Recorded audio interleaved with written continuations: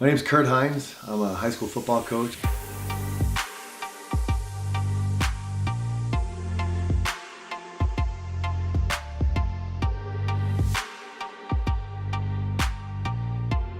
I've coached high school football for 20 years now. First 17 years were in New Hampshire, and then about 2.5 years ago, my wife and I moved out to San Diego to be closer to our children and grandson. And it's a passion I have, and it's something I think often it's said that the good coaches coach for the income, the great ones coach for the outcome. And for me, it's just about making a difference in people's lives.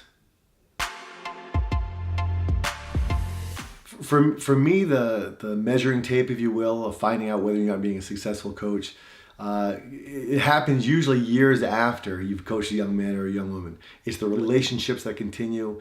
It's the friendships you develop. It's the bonds you create with the family members when you have someone that's going through a hard time, whether it's academically or with decisions they're making outside of the sport you're coaching. For me, I think it's something where I know I'm making a difference in someone's lives when I hug them after a game and we've been defeated terribly on the scoreboard, but you can see their eyes, the passion that they understand is so much more than just a game. Just like, the bigger than ball mission statement, if you will, is making a difference in people's lives. It's we want to win. I'm competitive just like the next guy, but winning the hearts of people is far more important than just winning on a scoreboard. My first coaching experience was just after I finished playing college ball, where a teammate and I coached a flag football team for the Special Olympics. And I had no idea I'd ever wanted to get into coaching prior to that. But it was an experience with 5th, 6th, and 7th graders, maybe 8th graders, where you saw them catch a football for the first time or pull someone's flag. And it was just that aha moment for them where that meant everything for them.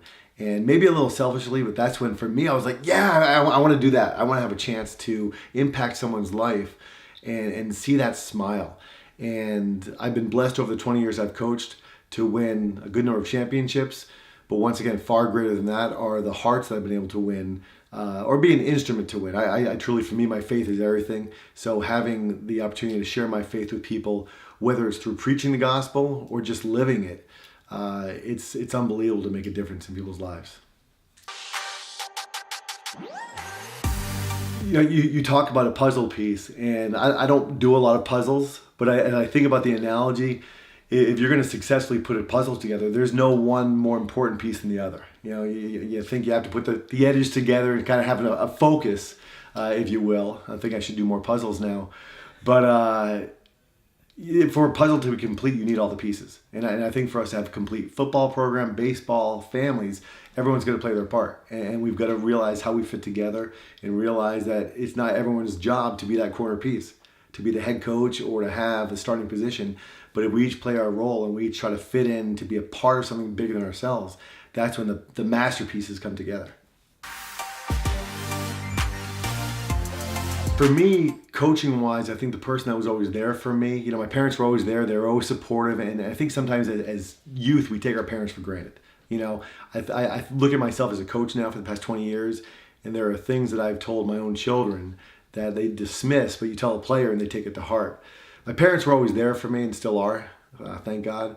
But as a player, it was a high school football coach that I had that it's hard to remember exactly how well he knew the game or not, but I just remember the connection we had personally. He knew me, he knew people. And it was because of that I avoided certain parties, that I tried to do better in school because we had built that relationship, that connection, and I didn't want to disappoint coach. So I try to have that same connection now with my players.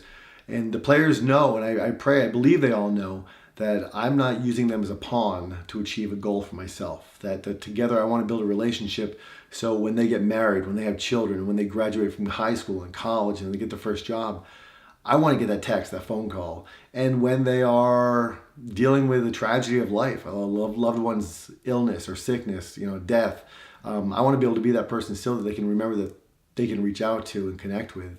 So I want to be that person for them that I was blessed enough to have in my life to help change me as a person.